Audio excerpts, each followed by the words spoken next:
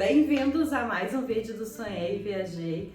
Hoje a gente vai responder o passo a passo de como ser um empresário, um microempresário aqui em Malta. Tem muita dúvida nesse processo todo, muita gente já perguntou, inclusive nas consultorias que a gente faz sobre a Irlanda e sobre Malta, para responder todas as suas dúvidas, dar dicas, porque a gente já mora quase 9 anos fora, então a gente tem muita bagagem de informação, muita dica, muito perrengue que a gente já viveu e a gente pode te ajudar. Mas enfim, essa é uma pergunta que fizeram muito pra gente. A gente nunca abriu empresa aqui em Malta, nem na Irlanda, e a gente foi atrás, de informações, conversou com algumas pessoas e foi também nas fontes oficiais, nos sites aqui do governo de Malta para saber como que seria para abrir uma empresa aqui. Antes de mais nada, muita gente se interessa em abrir empresa porque às vezes não é casado com um gringo, e aí não pode ficar aqui, porque para ficar aqui teria que ser casado com um gringo, ou ser um gringo e brasileiro, ter uma cidadania europeia,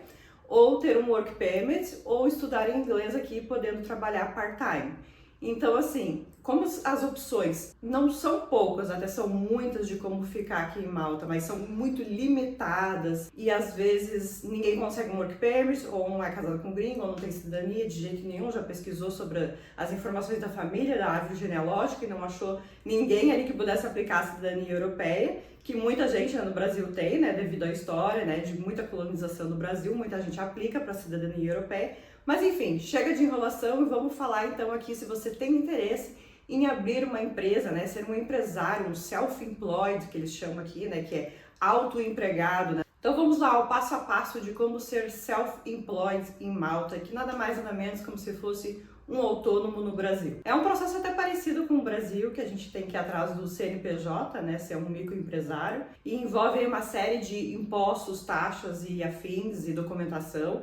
Mas fique também ciente que a gente não é contador, a gente não abriu uma empresa, então procure se informar mais, leia os sites oficiais do governo, converse com pessoas que tiveram que abrir empresa aqui em Malta também para trocar uma ideia, porque como eu falei, a gente não é contador e com certeza para qualquer coisa que você for fazer em relação a isso, tem que ter a orientação também de uma pessoa qualificada, no caso, um contador. A primeira coisa que você vai ter que ir atrás é de conseguir o VAT number ou VAT number, que nada mais nada menos como se fosse um número fiscal aqui para você ter direito ao básico aqui. É como se fosse um número fiscal ou até mesmo, dando um exemplo, como se fosse o CNPJ. Então a primeira coisa é aplicar para esse VAT number. Isso tudo é online e pode levar até uma semana para ter a resposta deles. Passo número 2. Solicitar um Employment License no Jobs Plus, que é um órgão aqui que é responsável pela questão do trabalho aqui em Malta, então você tem que solicitar essa licença lá também com eles. Essa licença pode levar até um mês para ter a resposta, a aprovação deles. Essa aplicação vai levar em torno de 150 euros, lembrando que pode mudar a qualquer momento, então esteja sempre atualizado,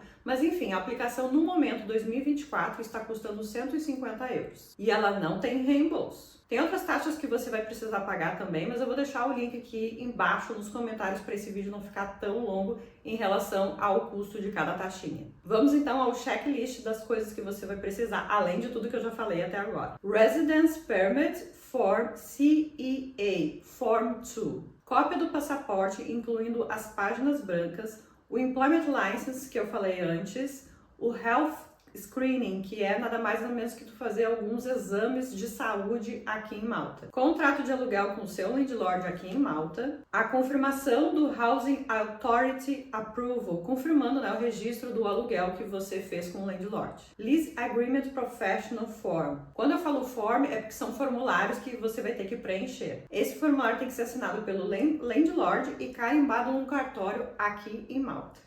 Você também vai precisar de um seguro-saúde, que logicamente eles não vão querer ter custos de saúde com você se você ainda não contribui aqui no país e não trabalha, não mora, enfim, aqui. Você então está aplicando, para ser empresário aqui, então logicamente você ainda não tem formas de se bancar aqui, então eles não querem. Geralmente os países exigem seguro-saúde porque eles não querem ter que arcar com a saúde caso você fique doente aqui no país. Então você vai precisar também de um seguro-saúde para aplicação.